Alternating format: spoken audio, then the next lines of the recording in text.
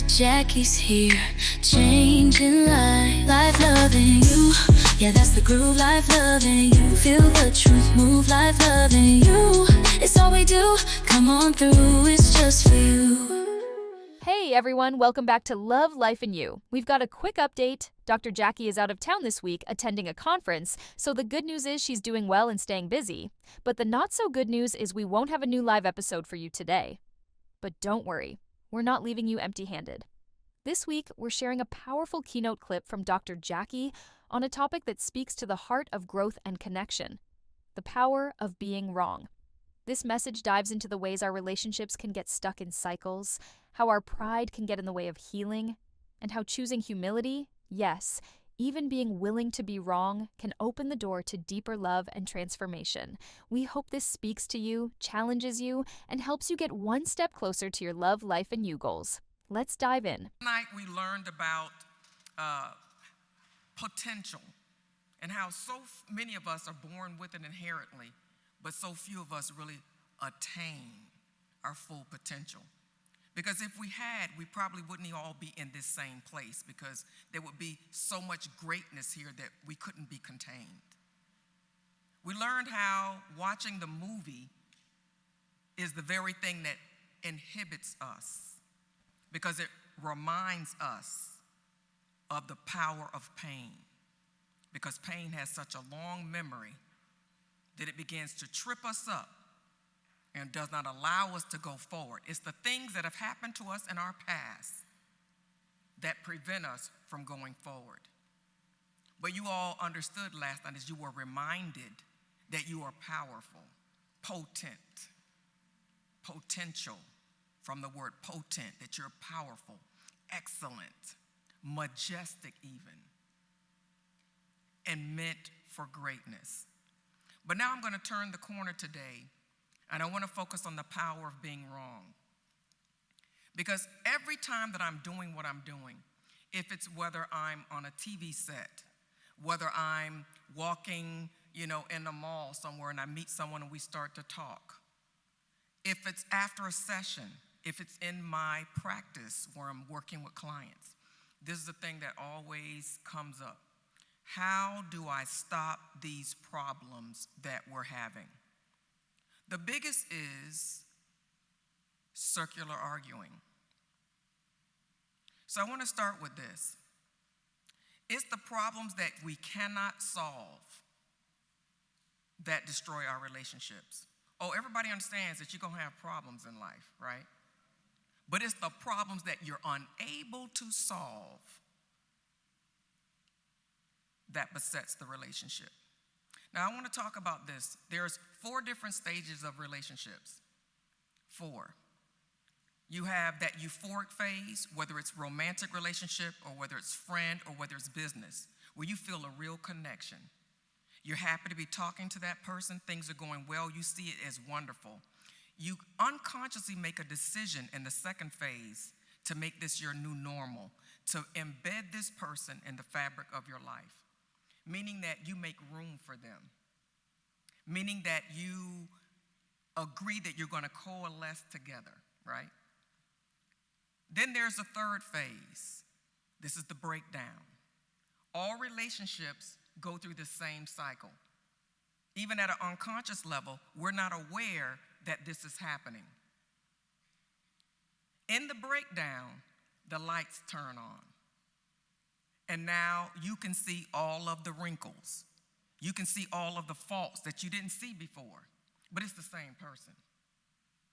The breakdown. In the breakdown phase, now their breath smells. Now they can't fly. They're no longer perfect. And then it leads us into the final phase, which is the valley of decisions. This is the phase where now that we see that the lights are on and this is not the present that we thought we were unwrapping, and we see it as different, we have to make a decision. Are we willing to go forward with the relationship, even though now we done turned on the lights and we see that the gift looks like it's used because we done been through something, that it might have been re-gifted, We see that it might have been bought on sale and it ain't designer. In the valley of decision, we must make a decision. Do we go forward or do we stay and go backward? Now, there's a story about a Jewish girl. Her name was Ruth. Ruth had lost everything. The lights had been turned on. She has to make a decision. Will she go to this place that she does not know, or will she stay back? Her sister-in-law decided she was going to go back. Ruth said, I'm going to go. Hear me now. She didn't know what she was going into. She knew the destination, but she didn't understand what was going to happen when she got there. She didn't know who was going to be good to her. She didn't know what her end would be. She decided to go forward. We know her name. We know her history. We do not know what happened to her sister-in-law who decided not to go forward. In your relationships, you might already have gone through the breakdown phase many times. You might be stuck in it right now. You're in the valley of decision now. What are you going to do? Are you going to go forward? Are you going to stay where you are? Or are you going to go backwards? Some of you have already decided to stay, but not go forward. Some of you have decided to go back, and you're just waiting for your exit. So you're present in the relationship, but your heart is somewhere else. This message is for you. This message is also for those of you who feel as if you've had some difficult cycles in your life and you've been unable to break them. I want to share with you the power of being wrong. Because the power of being wrong has the power to heal and to make whole. It is the power to transform the very soul. There's something about when somebody makes you feel like it's okay to be you, even though you've been regifted, even though you were used. Are you hearing me? This is all embedded in the power of being wrong. So when we hit this phase, how did we get there? Where we're in this phase where the relationship is now in this cycle of a downturn. I want you to understand that nothing unusual has happened to you. This is what we call life. This is just how it goes. I personally don't want a friendship. I don't want any relationship in my life that has never been tested. If it's not gone through the breakdown stage and been able to recover, I am not going to make an investment in it. Are you hearing me? So don't think that this isn't happening to the people sitting next to you. Oh, it has. This is why 80% of the people that get divorced say that if they had it to do again, they wouldn't remain married. You know why? Because no matter where they go, their relationships are going to go through these same 4 phases. Number 2, it takes more energy usually to break up than it does to stay together. Either way, you're going to have to invest and put in the work because you're going to have to work and you keep all your stuff. Do not, you're going to leave with half of what you invested and worked hard for. Are you listening to me? Hear me by the Spirit, because I'm saying something that's very subtle. It's abstract, but I'm going to try to hardwire it so that you can understand it and apply it in your life. So when you start having circular arguments, it means that you've hit an area in your relationship where the same problem keeps coming up. Now, arguments are good because what they indicate to you is that it's time for your relationship to evolve. You've grown to a point where you've outgrown. You ever seen somebody in high water pants? They've outgrown them pants. Likewise, in your relationship, sometimes you come to that evolutionary point where you've outgrown where you were, and so now you have to level up. And you know what happens is when you don't level up, guess what? You get stuck. Circular arguing. So the pain and the arguing is an indication that I have to what? Change. Something has to change. So now you have to do the work to figure out what is it in our relationship that I need to change. That other partner has to be saying the same thing. As long as you're doing this, it's not going to happen. Because what happens is you become so invested in your perspective, so invested and entrenched in your own position that you reach a stalemate. Sounds familiar? So you keep arguing about the same thing over and over again without a breakthrough, without a resolve, without a healing, and without peace. A stalemate. So even though this is a normal thing that all relationships go through, if you stay in that phase for too long, the relationship can become toxic. And this is why some of us have to move to divorce. Because you have not been able to break it so that you can move on. And now you're stuck in this place and you keep reliving. So what happens? Resentment keeps building up. When resentment builds up, we close our heart. It shuts down. We start inflicting wounds. We become so wounded that before one wound can heal, you're getting inflicted with another one. Toxic relationships. You're not toxic. You're becoming toxic because you've not figured out your workaround to break through.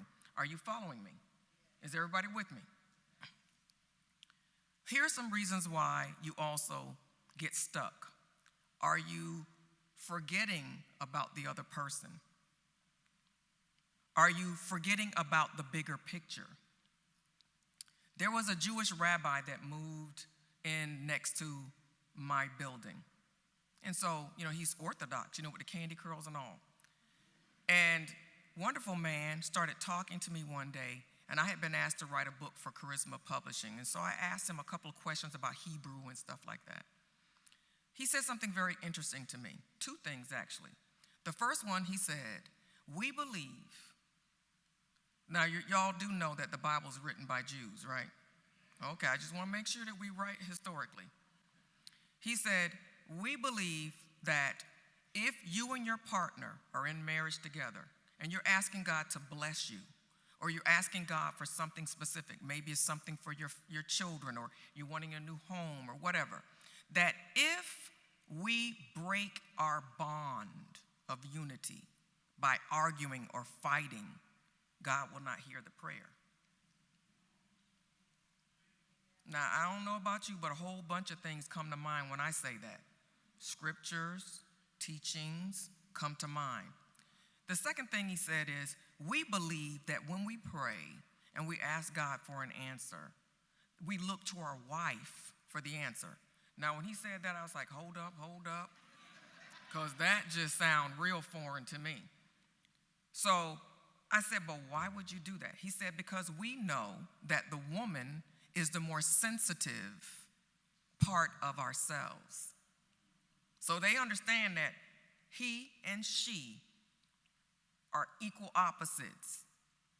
That she has a part that he doesn't have, and he has a part that she doesn't have. So the woman is more sensitive, so they believe that she's able to pick up what God is saying more readily than the man. Now, I'm not trying to point no fingers. But if you are a man sitting here and it's hard for you to be told something by your wife, you need to put a pin in it. You need to go back and revisit because something's out of order. It's equal opposites. I recognize that my husband's the one that stabilizes me because I'm more emotional. And I'm telling you, women, y'all crazy. No, but for real. I grew up with a lot of men, boys. I was the only girl, so, I'm more male, but still I'm more emotional than my husband.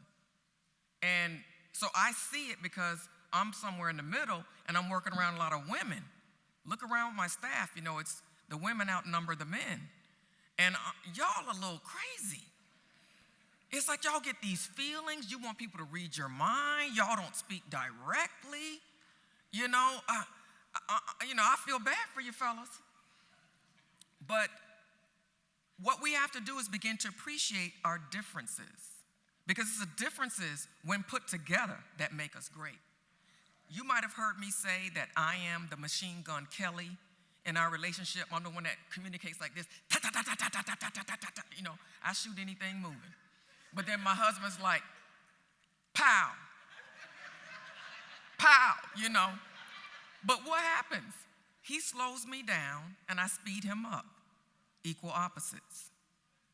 She's the sensitive one. She's the one that notices everything. Why? Because that's how we're built. We can come into a room and notice the one thing that's out of place. Y'all don't care. Y'all are a bit more not thinking or looking at anything in this room other than the big screen, because it reminds you of a TV that you wish you had that was that big on your wall. You know? Men are more interested in function. Women are interested in all the details. Why is it this way? What usefulness does it bring? Does it create an atmosphere that, makes us feel inspired? You go to a man's house, he has that TV sitting up on a box or a cooler or something, and it's fine like that because why? He can watch it. But a woman, everything has to coordinate, it has to match, and this is the way that we are. And we need to feel secure. So we like to have structure. Why? Because women need to feel protected. Men, you need to feel respected. So guess what happens when we reach circular arguments? You don't feel respected because we're not happy. So then it begins to trigger you. And then when you react, it triggers her.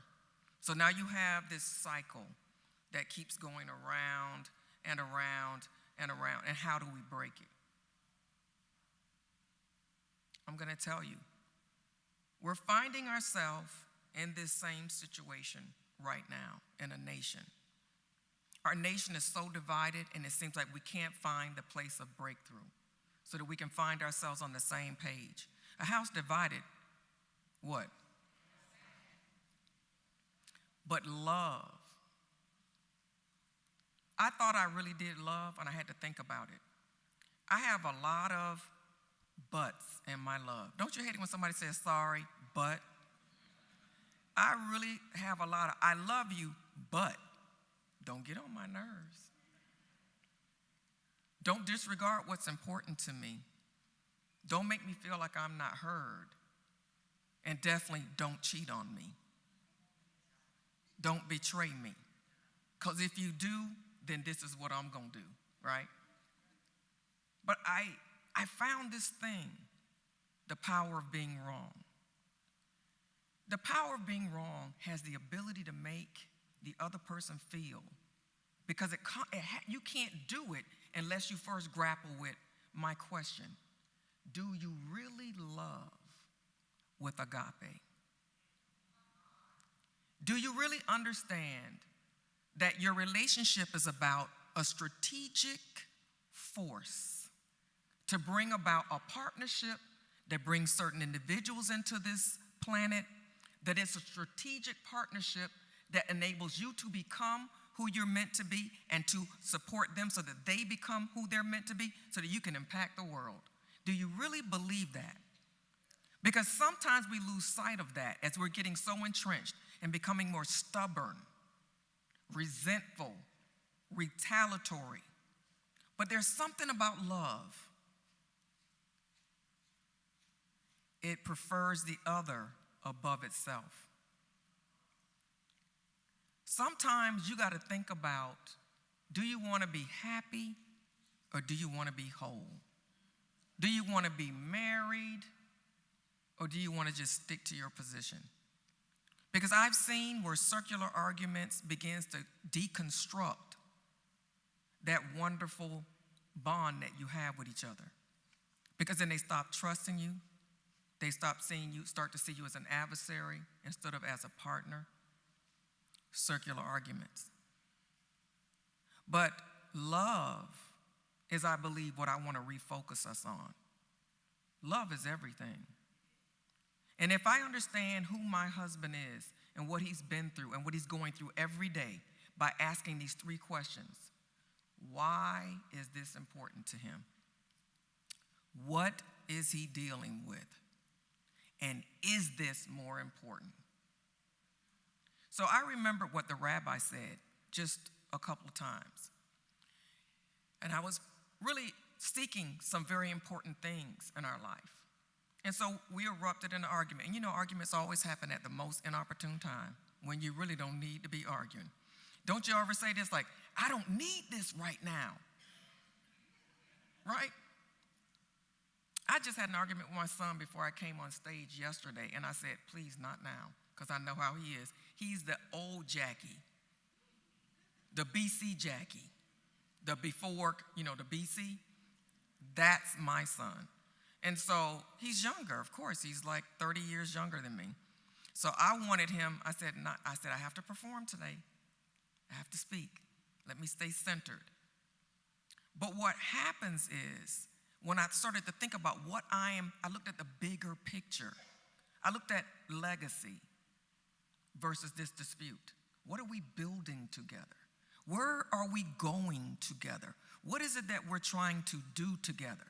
If that's not at the forefront of your relationship, you will get trapped when you get to that breakdown point of your relationship, because you will have lost focus. And it'll be more about being right and winning that fight than remembering where you're going. Ruth never forgot. And she was willing to forget everything else and make that the principal thing, her expected end. Even though she couldn't tell you how it was going to happen, she couldn't tell you all the details, she understood that that was the destination. What is your destination? You need to refresh the vision of why you all are together, what it is you're trying to do, and what you want to arrive at. But I thought about it and I said, the bigger picture is this fight is not worth all the work that I've put in and what I'm asking for, even in prayer, for me to lose that for this. And I thought about my husband and I said, this must really mean a lot to him. I see how his emotions are involved. And so I just said, you know what, you're right. Now I'm going to be honest. And I hope you believe me. I didn't say it like, well, you're right. I really knew that I was right and he was wrong. But in my heart, he was right. And I really meant it. Because, there's a very strong difference between when somebody says, I'm sorry, and then when they repent and they say, I'm sorry. And it's with atonement that I'm going to do whatever it takes to make it right. I'm going to work to make you whole because I drew first blood. Do you understand? I saw the bigger picture. You can go on and clap for that because that's powerful. What was more important was him, not what we were arguing about. And at that very moment, I became enthroned as a kingmaker. I understood that I had the power to build something back in him that life had torn down. I understood that I had the power to heal something in him that somebody else stole from him when he was a young man. See, I really did understand that me being wrong was right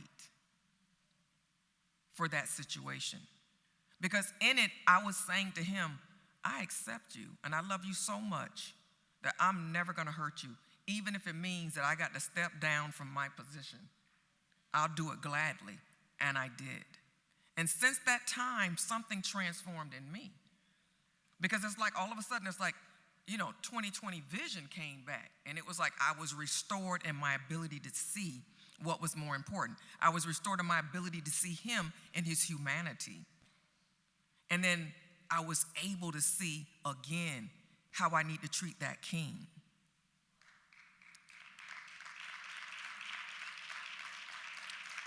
I feel like I'm not explaining this well enough.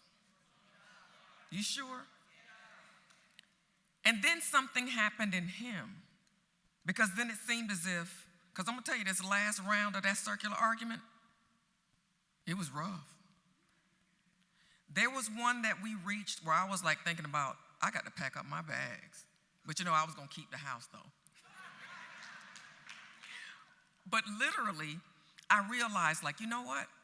I realized that sometimes when we're in circular arguments, we undervalue the relationship based on 2 or 3 small things. Whatever we've been arguing about so long done got on our nerves so much that it's become this big. And so I was able to understand that, you know what, this is a good man, even with that circular argument. Now, I don't know where I'm going to find somebody else like Bear. And I said to myself, I'm serious. Now, it's hard to find a good man or a good woman. That's not something you can just throw a stick and land on one, right? And then I said, if I looked at all of his flaws or all of the things that weren't what I wanted, I still choose him. Because he is altogether lovely. Even though we had this circular arguing. And so when I made up my mind about that, it's like a lot of things became very clear. And then it's like everything began to shrink back down into proportion. Don't magnify.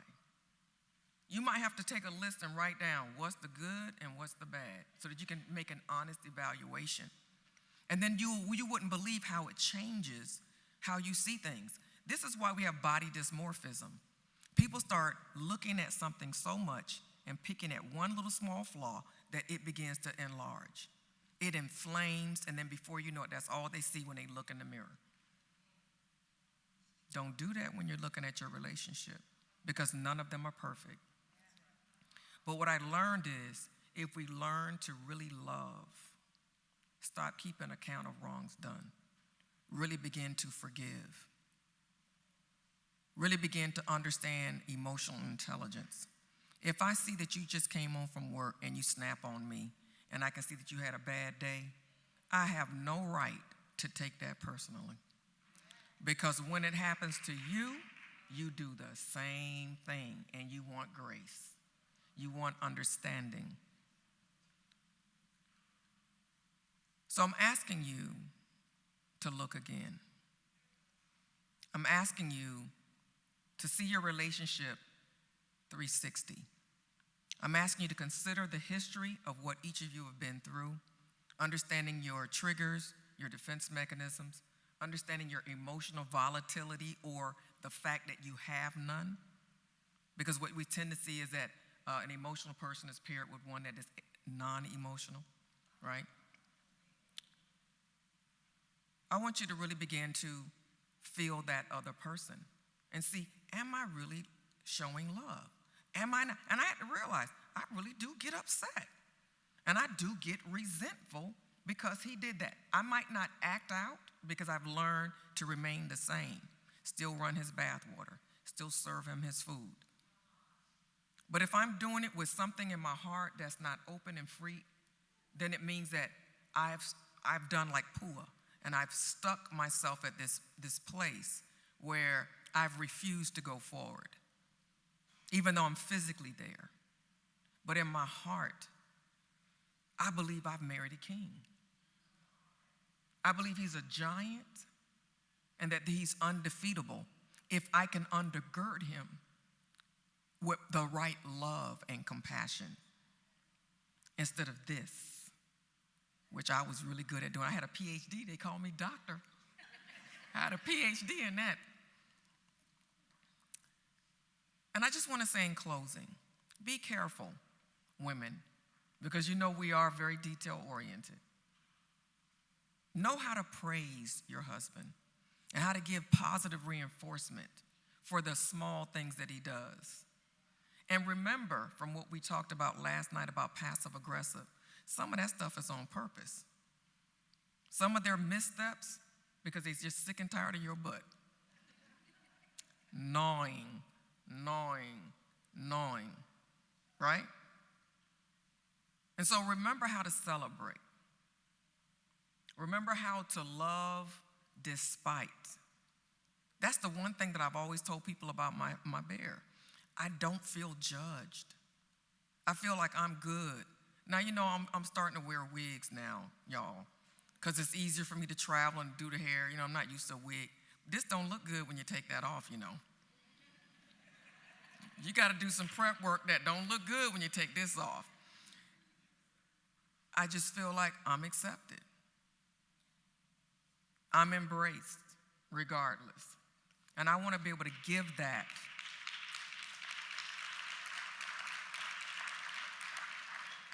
I want to be able to give that back to you.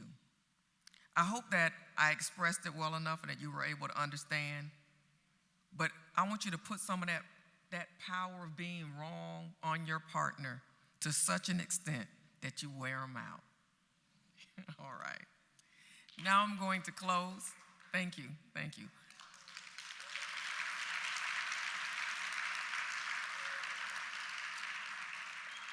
I'm going to close with just the opportunity for a few questions and answers. I was negligent last night to do the questions and answers. And it can be questions even from last night's topic or today's. This is the place where I shine. And I feel like this is the place where the room transforms even more. Because you might ask a question that you think is for you. But when you ask it, the question is for at least 5 or 10 other people in the room. And they get to receive the assistance as well. So the first question. Staff with a mic, if you can just raise your hand. Don't tell me I'm going to have to incentivize y'all not to be shy. Go ahead, back in the back of the room.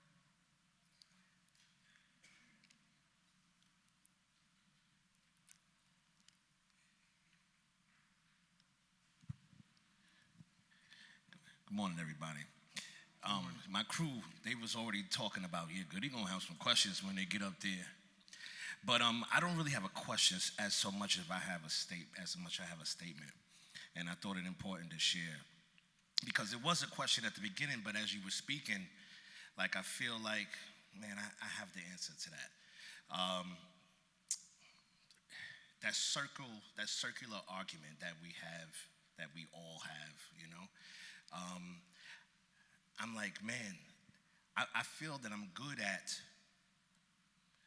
not watching the movie, so to speak. I feel like I'm good at, all right, I know why we're together, and I can look ahead. But I feel like, am I just ignoring this because we come back? Like, am I doing a disservice like it's there? So how can I say it? I get upset because I feel like it's still there and I'm just pushing it on the rug and it's there, it's not going away. I'm just ignoring it and I feel like I'm just covering it up with something, But I don't know. Again, I don't have a question, but now I had it all in my head and it's all Well, I hear your question. Your question is, this is what I've been doing.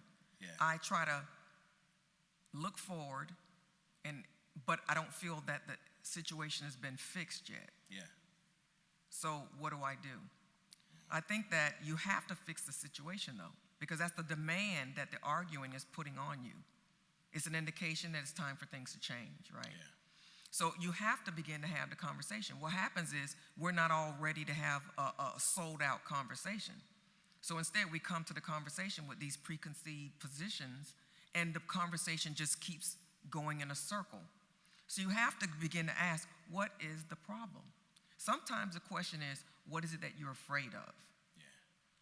And when the person answers that question, you can see your way now because they've explained to you what they're afraid of. So a lot of times we argue around something without really hitting the hot button.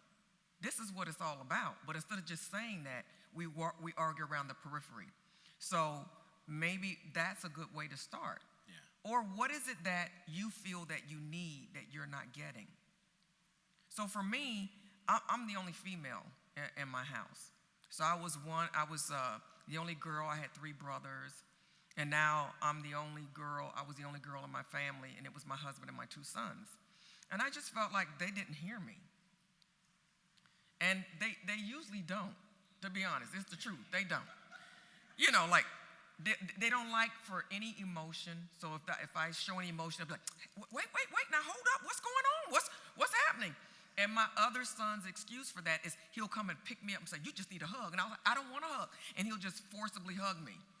So you all understand, I do feel like I'm not heard. But they're in a very male, dominant, atmosphere. And they want to keep it that way. So what I had to realize was I can't keep complaining because I don't feel heard. I don't feel heard. I don't feel heard. What do I need to do to change that situation? So what I found out is a lot of times we point and we're mad at the other person because we feel that they've done something to us. But really the situation is putting a demand on you to become someone different. So I had to figure out what did I need to be to stop that. And for one thing, I had to not put up with some of the things I was putting up with. And it doesn't mean that I act out in a negative way, but I have to take a stand. Yeah. And so I began to act on what I recognized that I needed to do. And it made a really big difference. Yes. Last night, you talked about becoming someone different, but you talked about it in different contexts. Becoming someone different than who you are emotionally. But you said we're always changing also, right? But so last night, I was hoping to ask a question too, but so I'm asking now. Sometimes I feel like situations cause me to not be who I am, and it's over time. It's not like a situation. Over time causes you not to be, let's say, for example, as affectionate as you normally are. And so submit to, I guess, what the situation is. And over a period of time, you feel like you're just not you. Okay. So are you happy about the transformation or the transformation that you've made or not? I think I'm still in the middle of it. So his question is really important, isn't it? So I think that what we have to realize in life is that you're never going to be the same person all the time. You have to be always in flux. You're always going to be transformative, changing as you're evolving, right? So I'm assuming that the reason why you're not as affectionate is because maybe your wife doesn't like you as affectionate all the time. Is that right, wife? See, she said, Go ahead and give her the mic. She needs to be heard too. Go ahead. Let's work this out. Is that right? She really don't like me now.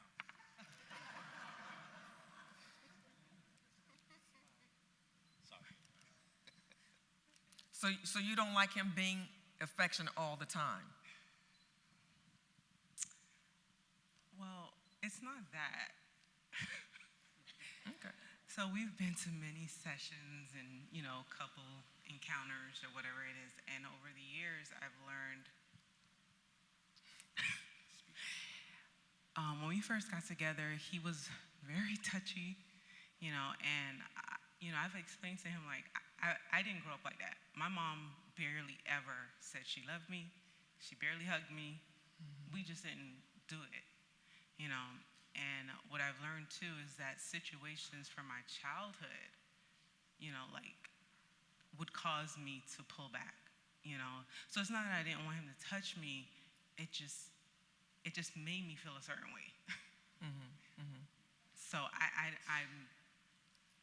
didn't want to bury that, what he have, because I do want it, but I think he had to just kind of learn that you can't just run up and grab me.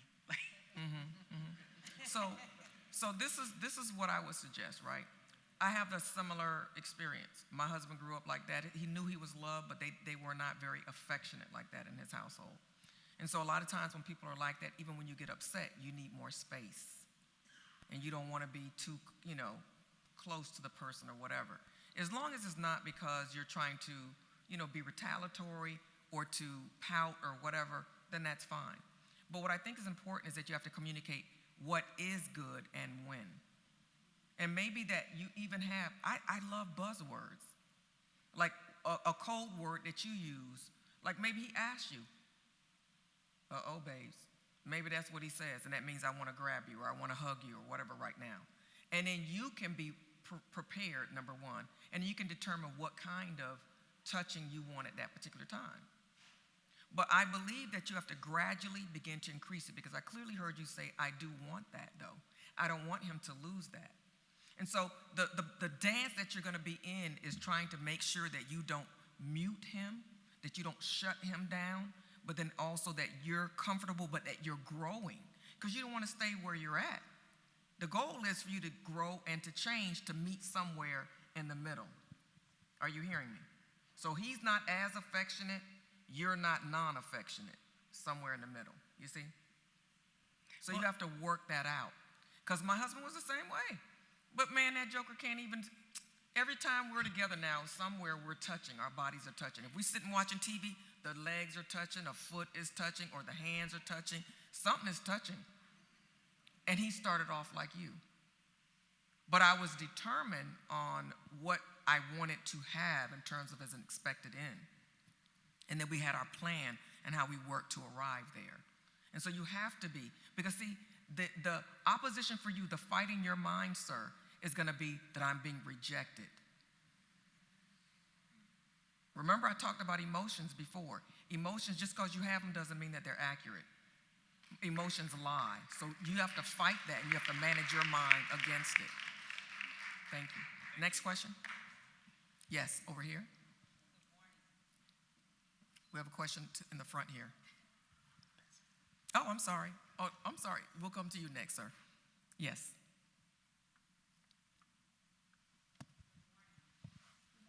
Good morning. We can't hear you. How many minutes do I have? Good morning.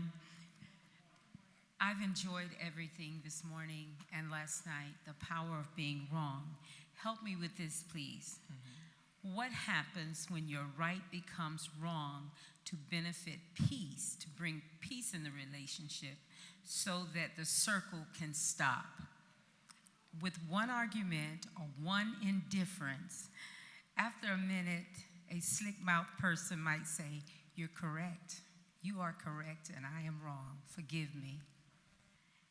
But at the same time, I have to find my peace in the situation.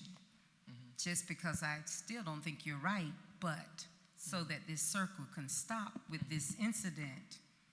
So how could you help me? So I used to do what you're saying, which is just to stop it, I would do that. But I didn't have the heart connection. So the difference was I did it so that things could be better and move forward. But I didn't do it for the person. So someone was just telling me the other day, one of my relatives, my aunt married this guy. He had a set of 2 kids with his former wife. So when he married my aunt, they came to live with my aunt and he. All these years, I knew when I was growing up that those 2 kids didn't feel the same. They didn't feel as loved or whatever. So my cousin was telling me, oh, I heard her just recently repeating the story to someone, and she said, my dad stole us away from my mother. Really, it was the mom that gave them to the dad to go live with his new wife. But you know, she said, I didn't even correct him. Sometimes people need that. There was something that happened with my husband and I. It wounded me very deeply. I felt that I didn't have what I needed from him at a certain key point, a key time. Now, you know, a lot of times you argue about stuff, you don't even remember what you argued about. But you know, when it cuts deep, you remember. And I could not move past that, because know what it did? The wound hurt me, and it made me then become afraid. Suppose he's not there for this thing or that. Do you understand? And we went around and around at about that for, I'm talking about years, until finally, unfortunately, he said he really didn't even remember all of the details. And it's unfortunate, but it does happen. That's why I was saying, I looked at his emotion and I knew that he needed that. I'm not talking about just being passive aggressive and saying, you're right, don't, you know, and it's, you know, just sort of the situation. I'm saying you do it for them because you love that person so much that you honor them above yourself. That their welfare to you is more important than your position in the argument. That's what I'm talking about. When that happened, something happened to me. So my husband was able to say he was sorry about that. I needed that.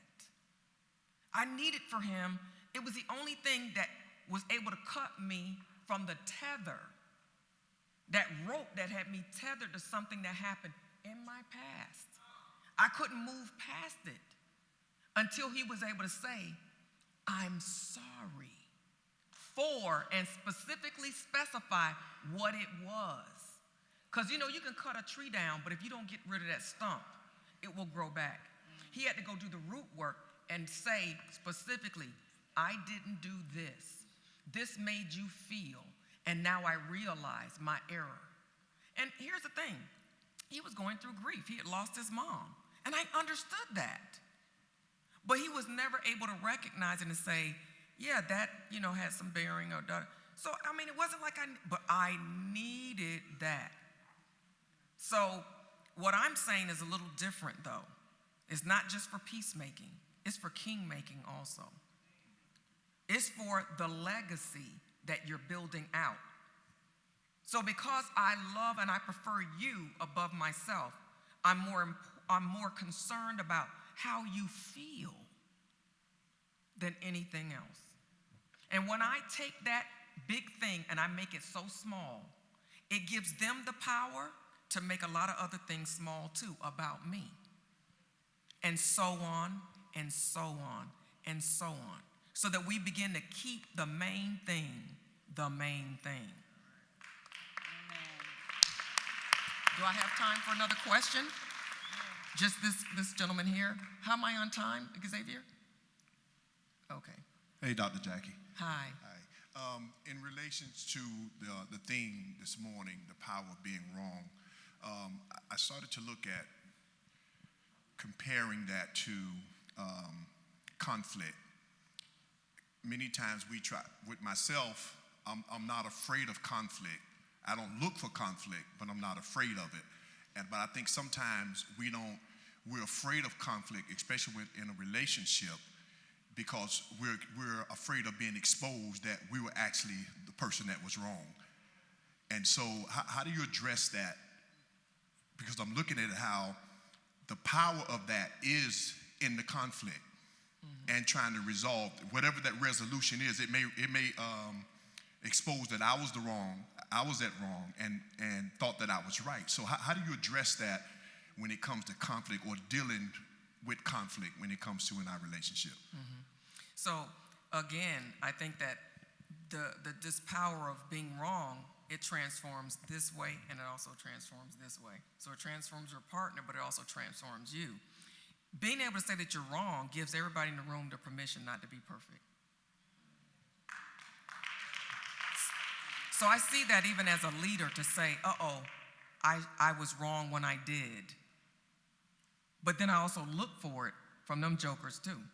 Because now I'm showing you that from my seat, I can admit that I did something wrong or it was my fault. So I'm empowering you to be able to do the same thing. And when everybody comes down like that, we all take our mask off. And we can really do this thing. And so I think the part of saying sorry and wrong is pivotal. If you don't use those two elements, you're playing at this thing. You ain't real yet. You have to be able to say, I was wrong. Listen, one time I had lost something, and I could have sworn that my husband had put it somewhere or whatever, and, lo and behold, I found it. Now, I could have, because nobody saw me when I found it. I could have just went on about my business because I had carried on about, no, I'm telling you, you had it, and da-da-da-da-da. And I found that thing. There's nobody that could say anything if I would have just left it there and went on about my business or pretend. I went back and I said, I found it. I was wrong. It was where you said. That's important. If you can't say sorry or sorry doesn't come to your mind right away because you're trying to make somebody whole, you're trying to make them right. If that doesn't even come in your mind, you'll know that you're fighting to win. And you'll also know that you have so much resentment that your heart can't even feel, or your eyes can't see the other person. Your heart cannot feel them. Because you're that callous now that sorry isn't even something that comes to your mind. Y'all better write that down. Say sorry and say you're wrong. And here's the other caveat. It doesn't mean that they're going to transform overnight. So you have to be willing to be patient with this, because they still might not come back and then give it back to you in the measure that you're giving. Remember, it's the strong that bear the infirmities of the weak. I want to also leave you with this. I just want to say, because I just heard this, there's a lot of you all that are going through child rearing. This puts the greatest stress on relationships. It's wonderful when you're pregnant with the first one. Oh, that's amazing. But go ahead and have that joker and then get pregnant with the second one while you got another little one running around. Childbearing and child rearing puts the greatest stressor on your relationship. So what I want you to do is really give each other permission, because sometimes you're so wound up from what you had to do at work and how to get out of the house, packing up all these little people. It's like your nerves are already frazzled and stuff. And so you have to be willing to remember that and to give grace to one another, when you're going through it. And understand that your relationship is under greater attack because you are in this stage of child rearing. And I think that gives me the last minutes of my time. Thank you so much for having me. Hey, Dr. Jacquie here. I'm your how-to lady. How to do life, how to do love, and how to do you, boo. So click, like, and subscribe. Stay tuned for more to come.